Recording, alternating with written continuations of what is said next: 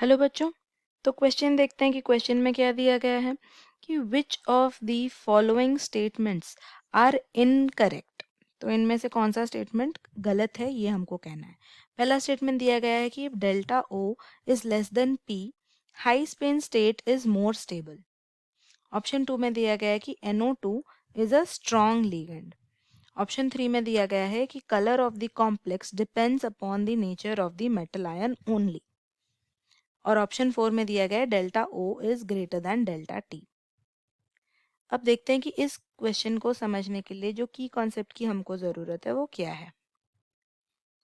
तो पहला की कॉन्सेप्ट तो ये है कि जब डेल्टा ओ लेस देन पी रहता है, मतलब वो जो लीगेंड्स वहाँ पे उस कॉम्प्लेक्स में है वो वीक फील्ड लीगेंड्स है, वीक फील्ड लीगेंड्स हैं।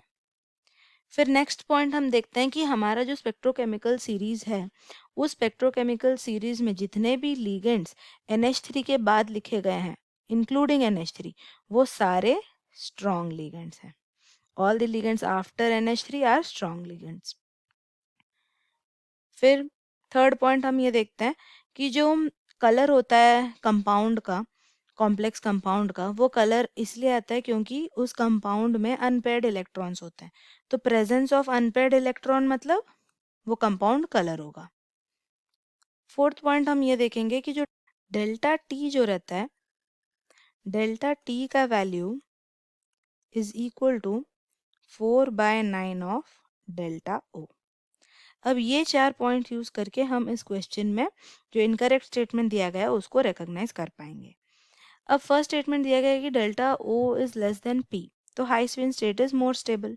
Delta O is less than P में हम देख सकते हैं कि वीक फील्ड लिगेंड रहेगा, और वीक फील्ड लिगेंड में कभी भी पेयरिंग नहीं होगा। तो हम लिख सकते हैं कि नो पेयरिंग, क्योंकि हुंस रूल फॉलो करेगा। तो अब पेयरिंग नहीं हो रहा है तो उसका मतलब ये क्या कि सिंगली प्रेजेंट होंगे इलेक्ट्रॉन्स। अब जब सिंगली प्रेजेंट रहते हैं मतलब कि वो हाई स्पिन शो करेगा, तो हाई स्पिन ज़्यादा स्टेबिलिटी शो करेगा, तो ये करेक्ट स्टेटमेंट है। अब NH3 के बाद अगर हम लिगेंड्स देखें स्पेक्ट्रोकेमिकल सीरीज में, तो वहाँ पे आता है इथिलीन, डायमीन, नाइट्रो, सियानो या फिर कार्बोनिल, ये सारे लिगेंड्स आते हैं। तो जो हमारा NO2 है वो एक स्ट्रॉन्ग लिगेंड है क्योंकि it is present after NH3, तो ये भी करेक्ट स्टेटमेंट है। अब फोर्थ वाला स्टेटमेंट देखेंगे तो यहाँ पे दिया गया delta T is 4/9 of delta O.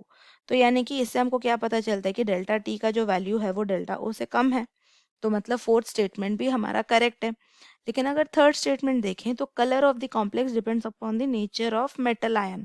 अब मेटल आयन के ऊपर तो डिपेंड करता ही है, लेकिन उसके साथ साथ वो स्प्लिटिंग के ऊपर भी डिपेंड करता है कि कितना हद तक स्प्लिटिंग शो कर रहा है। स्प्लिटिंग ज़्यादा होगा तो कलर अलग होगा, स्प्लिटिंग कम होगा तो कलर अलग होगा। तो लीगेंड के स्ट्रेंथ के ऊपर भी डिपेंड करता है। अब लिगेंड का स्ट्रेंथ के ऊपर यानी कि क्या कि जब हम देखते हैं डेल्टा ओ का वैल्यू, तो हम पेयरिंग एनर्जी का भी देखेंगे, तो इन सब के ऊपर डिपेंड करता है हमारे कॉम्प्लेक्स का colour. It's not only the metal ion but also the splitting energy, also the pairing energy, इस सारे पे डिपेंड करता है। तो इसीलिए third statement is the incorrect statement. I hope you understand the solution. Thank you.